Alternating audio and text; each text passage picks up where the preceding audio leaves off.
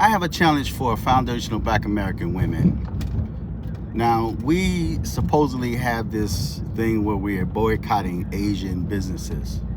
That's a good thing, but keep in mind that not all Black Americans are going to support that. Not all Black Americans are going to be on board with that, okay? Because not all Black Americans are really down with the cause. They're not really down with their own people. They're not. They're going to find an excuse. For example, there's Black Americans that's on TikTok, that's on social media, that's saying the reason why they're continuing to support Asian businesses is because of Black on Black violence and crimes. Now, I think that's a sad excuse, right?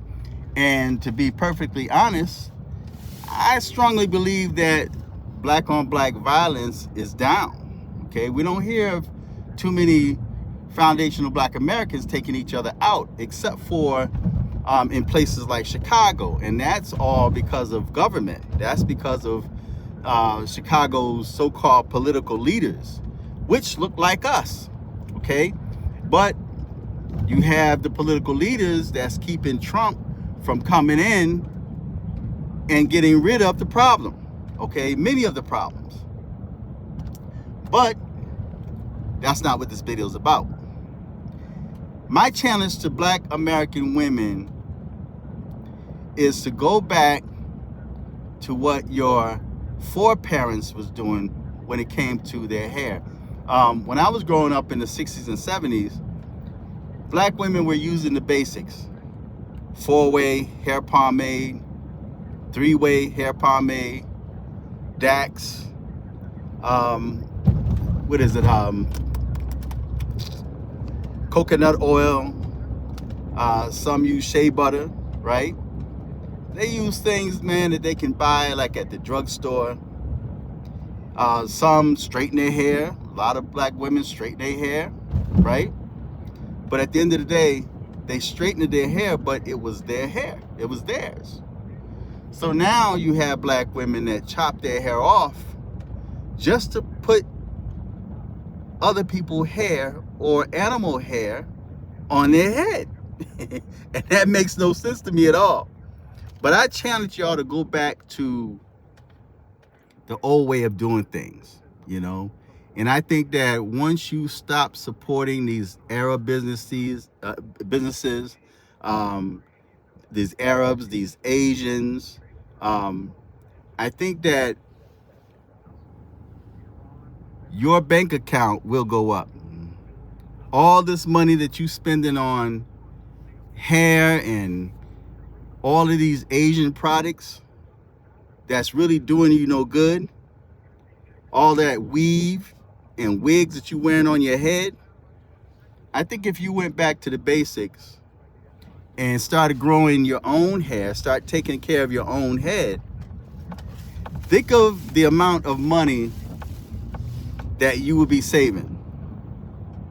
Think of the amount of money that would be in your bank account, okay? And then we won't have situations like that female that had to go inside Walmart and steal Pampers. Now, I understand that she's saying that somebody else did it, but she was there.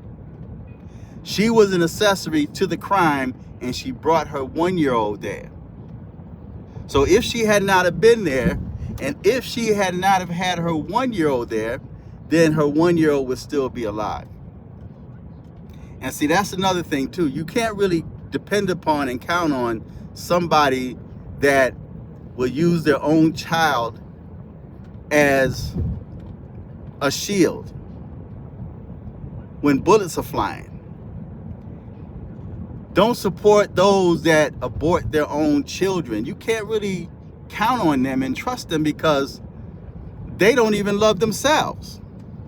How could you count on and trust someone that take the life of their unborn child to cut off their generations? How could you trust someone like that? But I challenge Black women that would do this, because not all gonna do it. But I challenge you guys to go back to the basics Stop using those Asian products in those Asian stores. Now, I completely understand that there are some products that was made in China, but it's not China's ingredients. They had it made in China because it was cheap to make in China, right? So even if it says made in China, at least you're not spending all of those trillions of dollars on wigs and weaves, you know? And think of the amount of money that you can save if you just go back to natural.